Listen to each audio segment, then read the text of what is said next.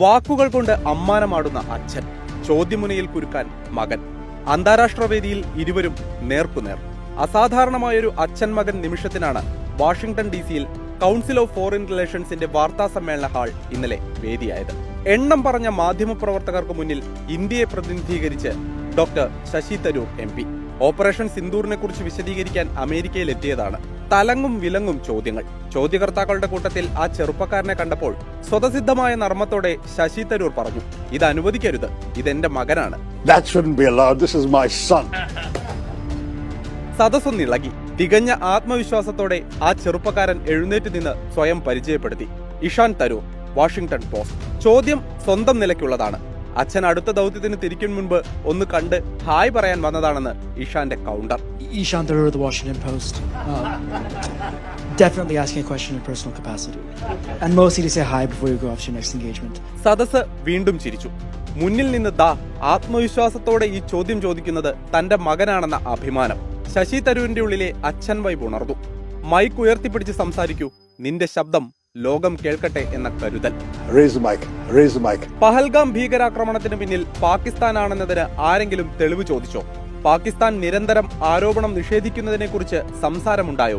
ഇന്ത്യയുടെ നയതന്ത്ര ദൗത്യവുമായി ലോകം ചുറ്റുന്ന ശശി തരൂരിനോട് ഇഷാൻ തരൂർ ചോദിച്ചു. I'm curious though, on this tour you've been on various countries in the Western Hemisphere, have any of your government interlocutors asked you to show evidence of Pakistan's culpability in the initial attack? And what do you say to the repeated Pakistani denials of having any hand in the initial attack? താങ്കൾ ഈ ചോദ്യം ഉന്നയിച്ചതിൽ സന്തോഷമെന്ന് പറഞ്ഞാണ് ശശി തരൂർ തുടങ്ങിയത്. ഒരു രാജ്യവും തെളിവ് ചോദിച്ചിട്ടില്ല, ആർക്കും സംശയവുമില്ല. ഒന്ന് രണ്ട് സ്ഥലത്ത് മാധ്യമപ്രവർത്തകർ ഇക്കാര്യം ചോദിച്ചു. ഞാൻ വ്യക്തമാക്കട്ടെ, കൃത്യമായ തെളിവില്ലാതെ ഇന്ത്യ തിരിച്ചടിക്കില്ല. 37 വർഷമായി പാക് മണ്ണിൽ നിന്ന് ഇന്ത്യയിൽ ഭീകരാക്രമണങ്ങൾ നടക്കുന്നു. ഓരോ തവണയും അവർ പങ്ക് നിഷേധിക്കുകയാണ് ചെയ്തിട്ടുള്ളത്. ഒസാമ ബിൻ ലാദനെ പാക് മണ്ണിൽ വെച്ചാണ് വധിച്ചതെന്ന് അമേരിക്കക്കാർ മറന്നുപോയിട്ടുണ്ടാകില്ലല്ലോ. Very simply, no one had any doubt, and we were not asked for evidence, but media have asked, and so you are speaking for your tribe in that in 2 or 3 places media asked this question.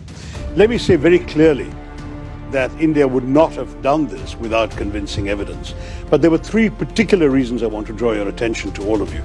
The first is that we've had a 37-year pattern of repeated terror attacks from Pakistan accompanied by repeated denials.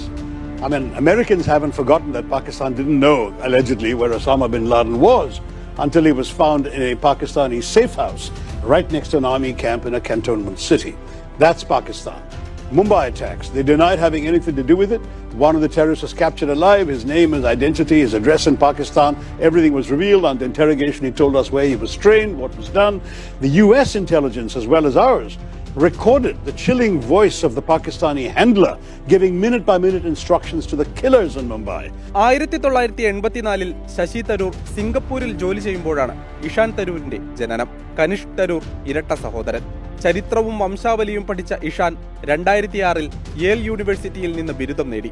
2006-ൽ time മാസികയിൽ റിപ്പോർട്ടറായാണ് Ishan മാധ്യമപ്രവർത്തനം തുടങ്ങിയത്. 2014-ൽ Washington പോസ്റ്റിൽ ചേർന്നു.